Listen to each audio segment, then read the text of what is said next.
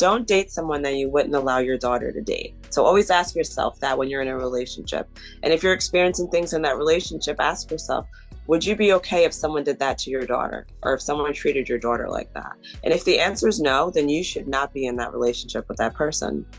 So I'm a firm believer that our words are spells. There's power in your words. And to be mindful of the things that you say, negative or positive. How you don't realize a lot of the things were just stepping stones to like a larger project. So I feel we were either never given the tools to heal or help ourselves from things, or we were given the tools but never taught how to use it. And I always say, trust the timing of your life and trust your journey, but trust that timing. So on the Ellen show in 2016, and we wrote into the show, tried to get tickets. I wrote to the show 2 times. And during the time Ellen was on TV, she's huge. Getting tickets to her show was like impossible. And they ended up calling me one day and they asked if they could borrow my daughter and I for Mother's Day special. As if you put those 2 words, I am, before anything, you become that. Yes. Welcome to Bloom with Ansa, platform for holistic growth and transformation. I'm thrilled to announce who I have on my podcast today. Her name is Shalina Bell.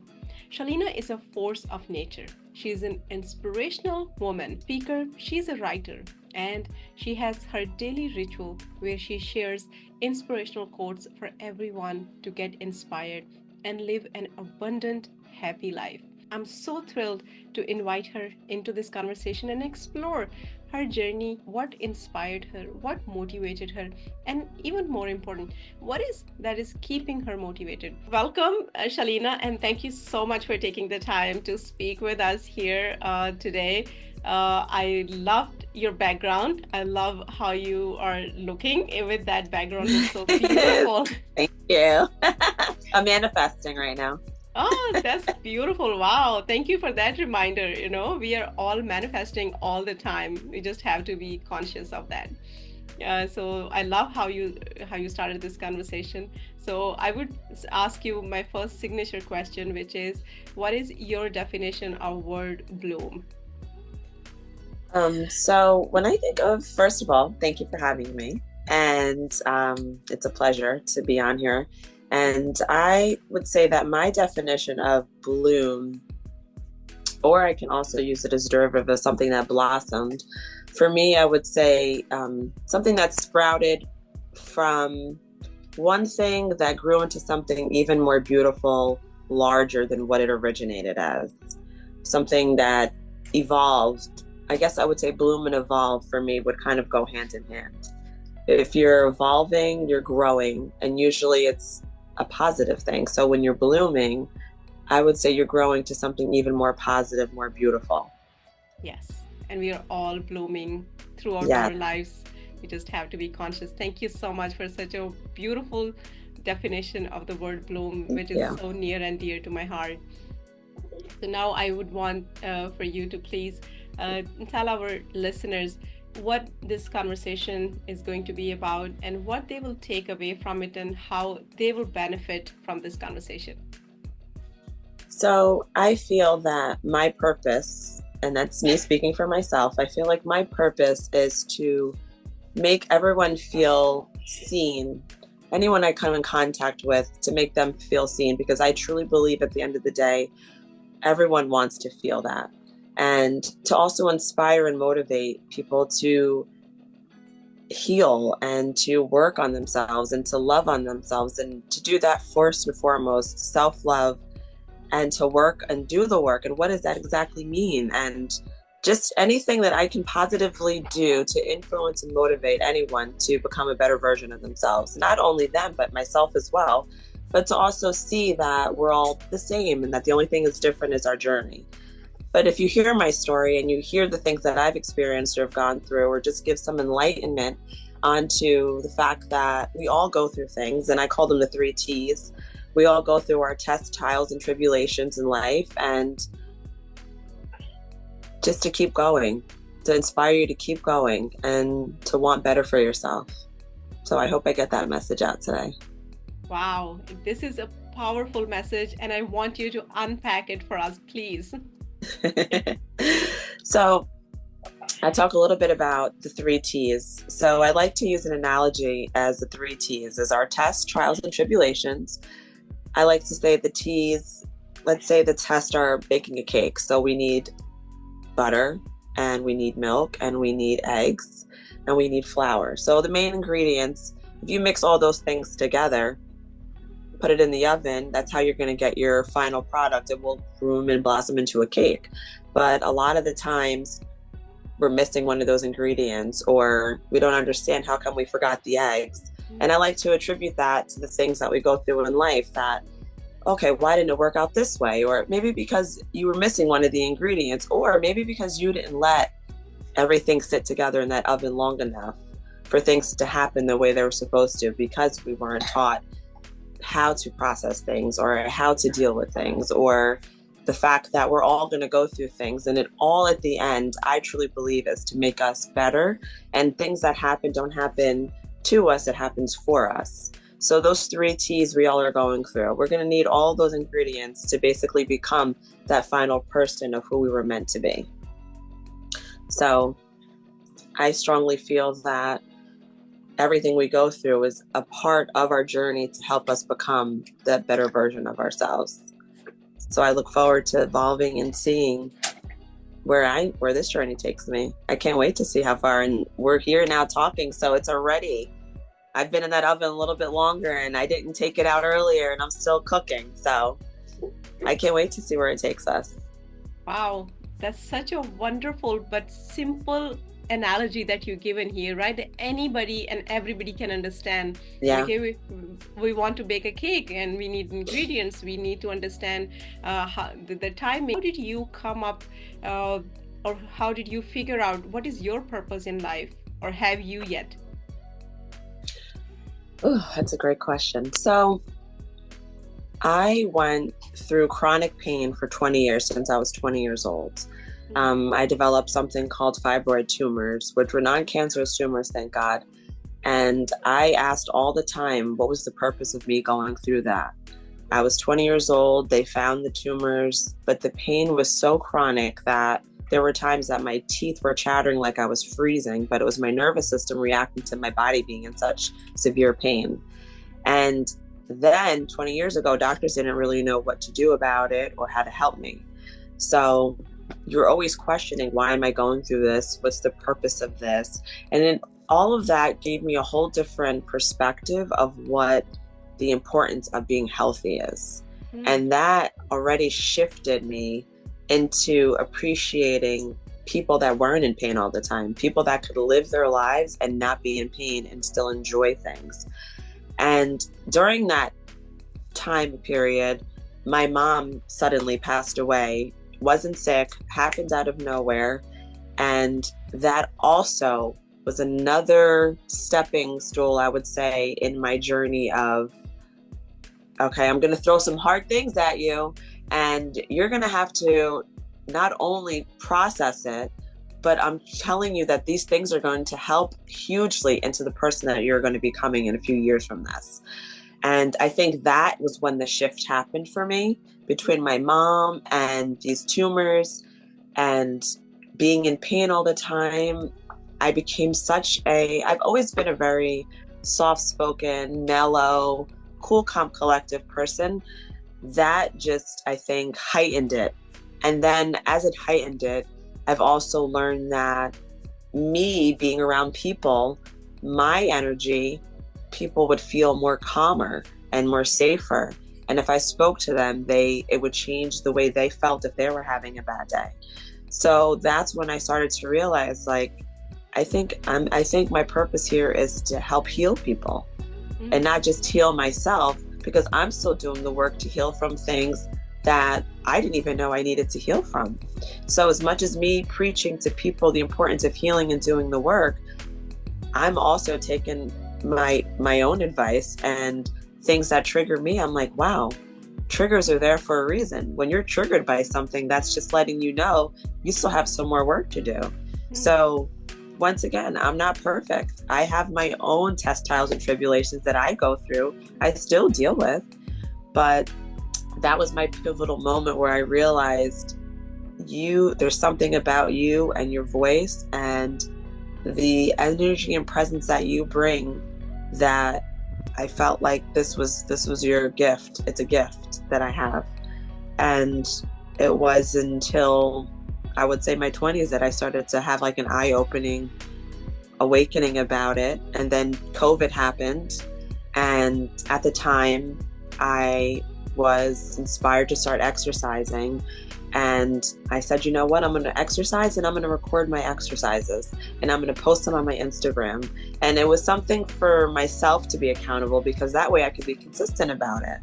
And I started posting my workouts and I started calling it my daily rituals. And then what I would do is post my workouts and then I'd also post an inspirational, motivational quote. And at first, I had a few people watching and liking it, but my intention wasn't for the views of people until one day I woke up and I checked, and then I had a message from Nike Women saying, "We're watching you, keep going." And I said, wait a minute, I'm being watched by Nike? This is amazing. And I'm just trying to lose weight and hold myself accountable. Yeah. But then it turned into thousands of strangers all over the world watching me. And not only were they watching me, I had women messaging me saying, I know you don't know me, but there's something you post in your daily rituals and it got me through my surgery. And I was so afraid until there was something you posted. So that was also a light bulb moment for me. When you say, what is it that how you knew what your purpose was? I said, I felt it. The light bulb went off and I said, this is it. Me sharing my journey is helping people all over the world because they feel like we can resonate with each other, which is true. We can resonate with things with each other.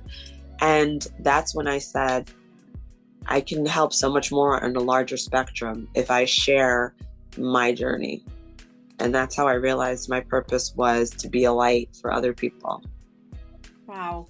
This is powerful for someone listening and they're still wondering what their purpose is, because the way we assume our purpose is somewhere out there in the world, right? We will find by following someone or by looking at someone else's life and trying to imitate their life. Maybe we like their lifestyle or we like their life choices, and because it looks good and appealing to us, we think sometimes, oh, that could be my purpose and I want to go after that thing.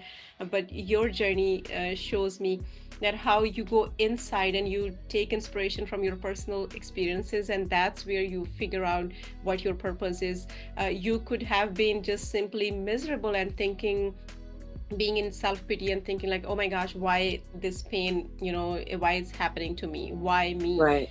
Instead you had a positive look at the events and the experiences, and you did some introspection and realized like, okay, this is my purpose. And at the same time you were taking action. So it's an action plus introspection. That's the recipe, from what I understand, for figuring out your purpose in life and then following it with full vigor and confidence. And there you go, that's your purpose. This purpose may change over time for some people, and for some it's a lifelong purpose that they want to pursue, but this is the recipe to figuring out what your purpose is in life. Wow, Shalina, thank you so much for sharing that. This is so inspirational. Thank you. Can you talk a little bit more about the transformative experiences and the significance to your personal growth, about once you went through those experiences, how it helped you personally to grow? Absolutely. So I always preach about the importance of self-love, but I was also guilty of not loving myself. I thought I did. I actually thought I did. I think it took me to the point where I was in a relationship. And after being in that relationship for a few years, I said, you wouldn't allow this. If this is what I always tell my friends that have daughters, don't date someone that you wouldn't allow your daughter to date. So always ask yourself that when you're in a relationship. And if you're experiencing things in that relationship, ask yourself, would you be okay if someone did that to your daughter, or if someone treated your daughter like that? And if the answer is no, then you should not be in that relationship with that person. So when you find people that stay in situations that are not good for them or not healthy for them, emotionally, physically, mentally, ask yourself, why are you staying in that situation? And it's always coming back down to something about how you feel about yourself. And I was in a relationship that I said to myself, it took me a while though to be like, this isn't what you deserve. You deserve so much better than this. And why are you dealing with that? Mm. And it didn't happen in 5 minutes. It didn't happen in the first 2 months. It took 4 years for me to say, yeah, this isn't something I would allow my daughter to do. And I realized I didn't love myself enough, and that's why I stayed. And our ego sometimes will make us think that, oh, this person is doing this to us and we're taking it personally, or why are they mistreating me like this? But everything usually comes back down to the fact that people treat you based on how they feel about themselves. It's nothing personal. So it took me time to learn that as well, because it's so much easier to blame someone else for how they're treating you instead of saying, well, why are you allowing it? Yes. Why is it okay? So self-love is such a huge point of something that I advocate, because for myself, I had to learn that. And being a mom with 2 children, I think we sometimes forget ourselves. We lose ourselves because we're so busy momming and working and making sure everything is taken care of at home that we forget to take care of ourselves. We forget to have that. When I wake up in the morning now, I make sure I have at least 30 minutes by myself before I start doing anything else, where I can do my meditations, I will listen to my affirmations, anything that is just a mental timeout between me, and that's it. Nothing else, no interruptions. And that But sets the tone for your day. It's so important. I think that is so important to have that mindfulness moment for yourself.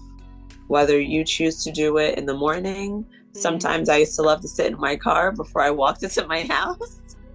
But whenever you can, you find at least enough minutes to yourself. If you could do 30, great. If you can do 10, at least you're doing it. But you need some mindfulness time for yourself. And I think that's also very crucial with just our own mental health. Wow. Because life can be crazy.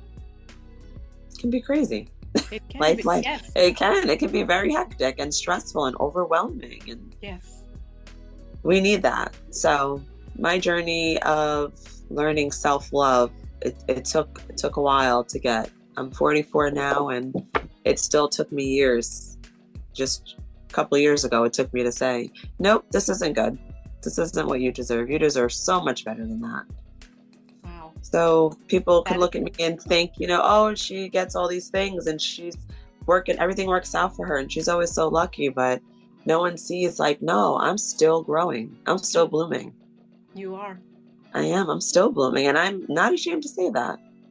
My journey is still going. I'm still learning. I'm still evolving. But while I'm doing it, if I can inspire someone else to say, you can do it too. If you're not happy with your life, you can change it. If you don't like something, change it.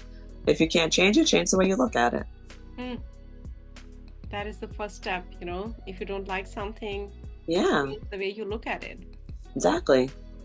And that's how the change starts to happen. And I love the message that you put it out there, loving yourself enough to not letting anyone, treat you any less. Right.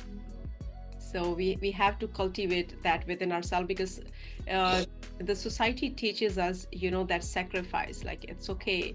You just have to sacrifice yourself. And in so many cases and in certain cultures, and I come from that culture as well, where they tell you, okay, it doesn't matter, if the abuse is happening, you're not the only one. It's happening to so many people. So, just right. Keep quiet and let the life, run on its course. But that is not how it is. And this is a perpetual cycle of abuse and, generational trauma that we are creating for ourselves and for our next generation as well. So it has to stop. we have to put an end to it. And with that, I would love for you to tell me, you said you have daughters. Mhm. How are you training them, to love themselves from an early age, and so they grow into these self-assured, empowered women tomorrow who take nothing less than what they deserve, and they make sure that their needs and their boundaries are being met and respected. So I have a 13-year-old daughter. She's my only daughter, and I have a 9-year-old boy. Oh. Um, the messages I teach them are very similar, but with her being a female, of course, and older, she gets to hear more of it. Mm. And I'm a firm believer that our words are spells. There's power in your words. And to be mindful of the things that you say, negative or positive. And I instill that in her a lot when she says things. And sometimes I'm like, don't talk like that. You're speaking negatively, and there's power in the things that you say. You speak the things that you want or the things you want to happen. So she'll say to me, Mom, I'm not you. And I'll say to her, that's okay. You're not me. However, if I can teach you the things that I have learned and experienced and pass down that wisdom of my 44 years, then by the time you're my age, you will be so much better of a person than I am. So I want her to understand that's where it comes from when I try to give her advice or when I'm giving her life lessons. It's because I want her to be so much better than me at 44. So I teach her the importance of taking care of herself and the importance of you are the company you keep, and to be mindful of the people you surround yourself with, because they say if you look at my 5 friends or the 5 people around me, then you can see who I am. And I went through that with her, with friends that she used to hang out with, that they would get in trouble, but she's not the one that would get in trouble, but you're guilty by association. And I said, you have a good reputation, Yes. but if you're hanging around kids that always get in trouble, that's going to trickle down onto you, and you're going to look like you're also a part of that, and you're not. Right. And it took a lot of me to talk to her about that. And then it got to me to the point that I said, I have to have this realization that we can talk to our children till they're blue in the face, try to lecture them, give them things on life because of things we've experienced, so we don't want them to repeat it. Yes. But then I said, you know what? This is your journey. This is your journey. I can only tell you these things and try to hope and inspire you to see where I'm coming from, but you're going to have to go through it. Yes. So how much can I really try to, I would say, dictate, but try to give her advice? But I can also lead by example. By example. Because you can talk to your child and repeat the same things, but they also are a product of their environment. I get a lot of compliments from people that they either go to school with that are adults or just in town that come across my children, and they're like, they're such well-mannered and they speak so well and polite, but then they say, that's a reflection of you. Yes. And I said, it is. Absolutely. I'm grateful for that because they also see how I am. Yes. And like I said, you're a product of your environment, but the journey is what goes on outside of home that you're going to have to go through on your own. Yeah, that is absolutely true.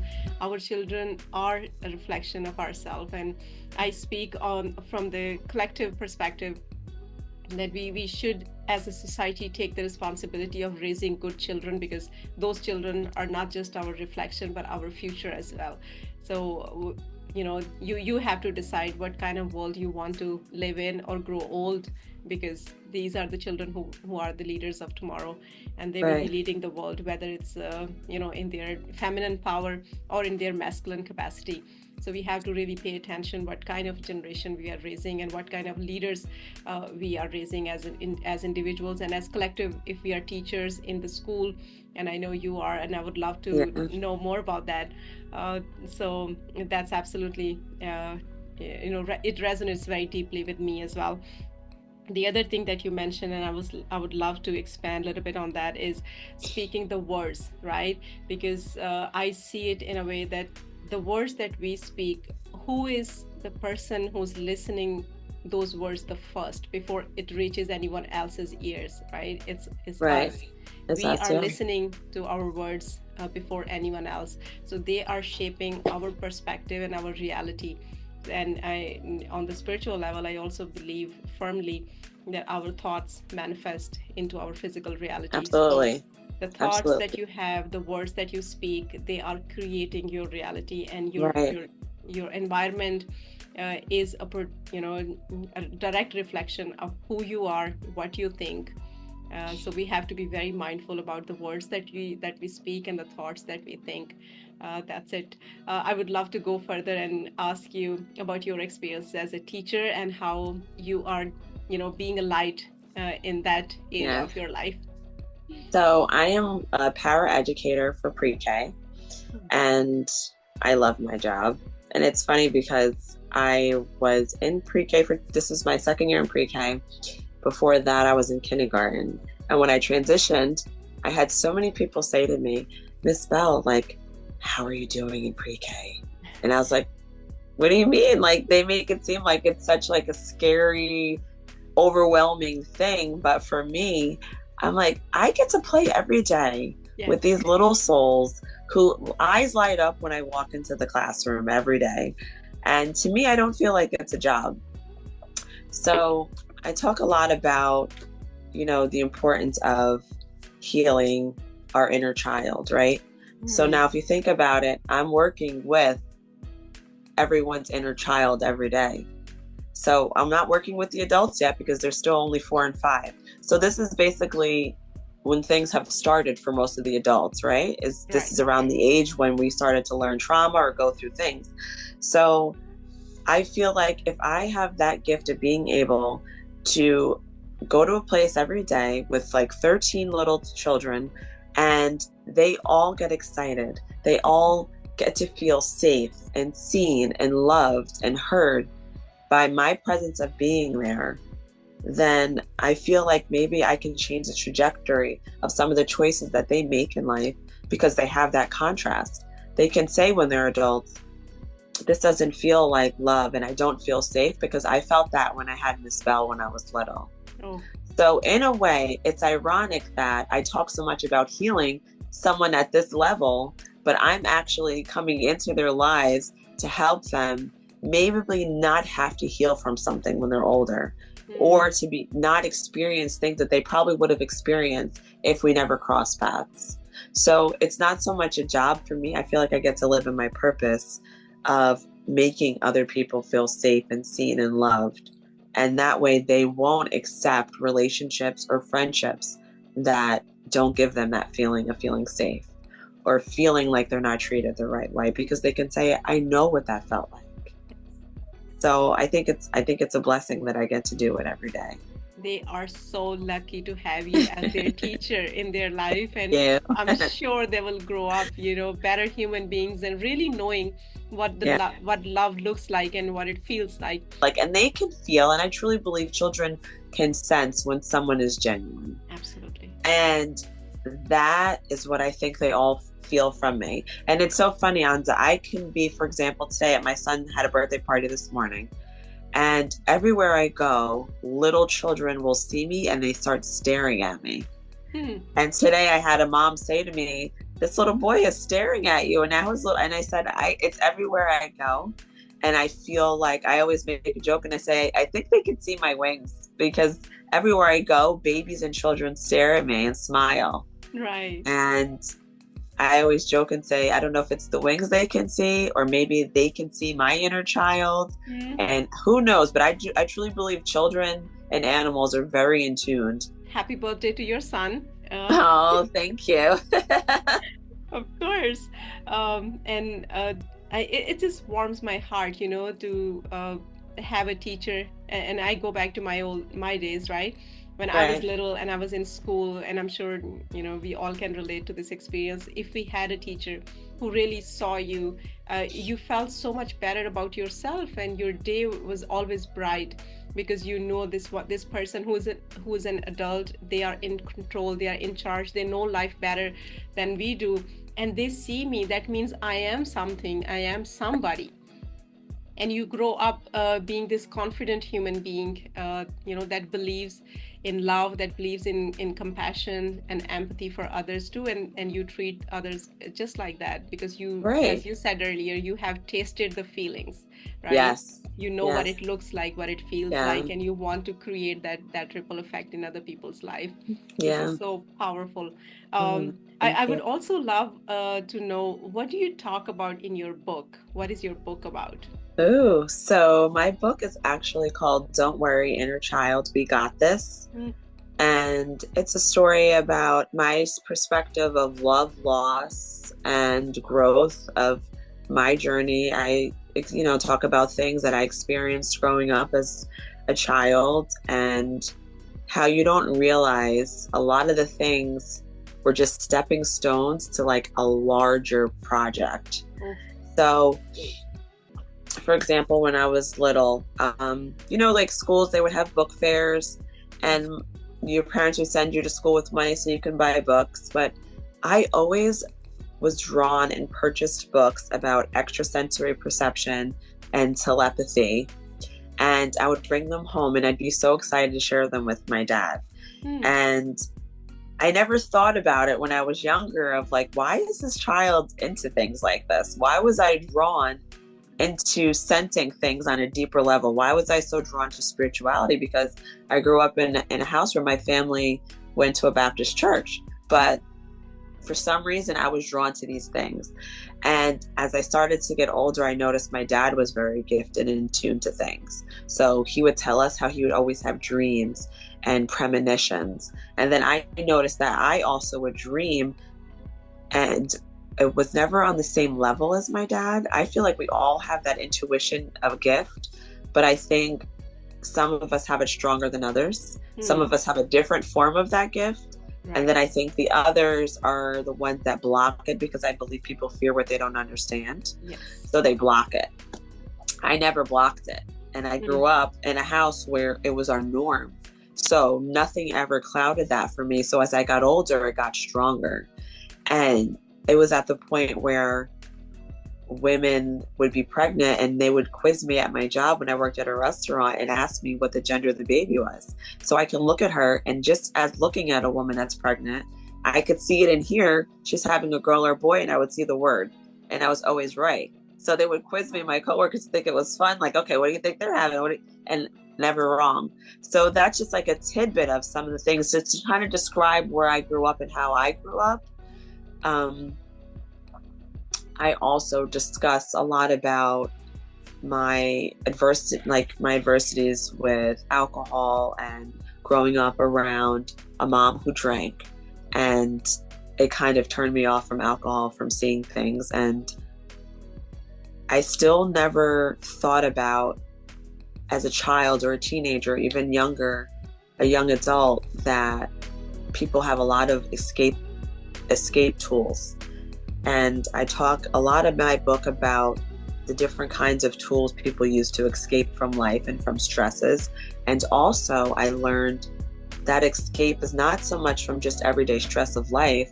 A lot of these things are used to escape from childhood trauma that we never healed from. So when I say, don't worry, inner child, we got this, I'm referring to all of our inner childs, to let our inner child know, don't worry. We're gonna make sure everything is okay, so you don't have to go through or feel what you went through as a child. I feel we were either never given the tools mm, to heal or help ourselves from things, or we were given the tools but never taught how to use it. I started writing that book when I was 20 years old, and I got discouraged because I said my hand hurts from writing, because I was writing it all in a notebook, and I felt like I didn't even make a dent, and I had pages written. I felt like I didn't even make a dent of the story I wanted to share. And I got discouraged and I stopped writing. I want to say 2 years ago, I found that notebook, and I felt like it was a sign to tell me, like, you need to finish this story and get this story out, because you never know who you're going to help. Because I've been doing my daily rituals movement since 2019. I still do it every single day. And I felt like this is a bigger part of the puzzle. It's a bigger piece, this book. So I self-published my book. I do all my marketing, all my advertising. So I put it out on Thanksgiving Day, and I've got a lot of great feedback from it already. Congratulations. So thank you so much. So I can't wait. I can't wait for more people to get, to feel and see things and say, wow, like I went through that. Or Exactly. Yeah. That's what my purpose, I feel, is to share my story and my journey so people don't feel like they're alone. Right. And inspire them to want to do the work. What the work is, you'll learn when you read it, but a lot of people don't know what doing the work even means. If I say you're doing the work, what does that mean? No, a lot of people don't know what doing the work even is. Yes. To work on themselves, to look deep within ourselves, to see if things trigger yourself. Ask yourself, why am I triggered by that? Not so much if it's a person involved, they're doing it. Ask yourself, why does that bother you? And then look deeper, and it's always going back to your inner child, something from your inner child that you felt, that is why you're offended or felt a certain way by certain situations. And it's always goes back to that. Right. And so many people, they get very anxious and they feel angry when they realize something that happened in their childhood, and now they are bearing the brunt of it as adults. Right. And they get angry at their parents or other people, but that is really your journey. You chose that journey. All of us, we have chosen our experiences before we came into this world, and it was part of our learning and the plan that we created for ourselves, and it was for a reason. And now the reason, the next step on that journey is to heal from that and do the work, as you said. And that work may look different for everyone, because we are all unique, very individual, unique human beings with very unique experiences. So we really have to be very honest with ourselves. Go inside and understand what your traumas are, what your wounds are, and how you can help just heal from those wounds and traumas. And I love that you have addressed it in an entire book, and you have written an entire book around that, which is super powerful. And I would encourage everyone to check it out, Shalina's book, and see how you resonate with it, and what you can learn, and the tools that she talks about, the journey that she's went through. Maybe it resonates with you and you want to do some work for yourself as well. So you talk about your challenges that you faced when you were trying to publish your own memoir, and it's interesting to see how honest and raw you are about okay, I had these challenges with finding a publisher, and then the publisher asking for too much money, and I love seeing how an empowered person is so resourceful, right? So you didn't think like, okay, the publisher is asking for that much money, maybe I give up on my project. No, you found an alternative, and this is exactly how we all should be. If one door closes, 10 doors open. So just keep looking, stay persistent, right? Believe in yourself and your dreams, because the universe is always there to support you and to help you. You have to take the first step, and then the way shows itself. The path unfolds, as the Rumi said. I always say, trust the timing of your life and trust your journey, but trust that timing. And that's a big thing, that I don't get upset when things don't go the way I want. I used to when I was younger, before I realized like there's a method to this.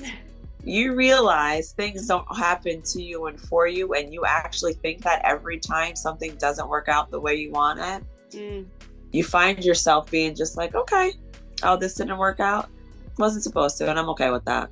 Yes, you let it flow. So I know your mindset has a huge part of how things go. I always say you're the captain of your own ship, right?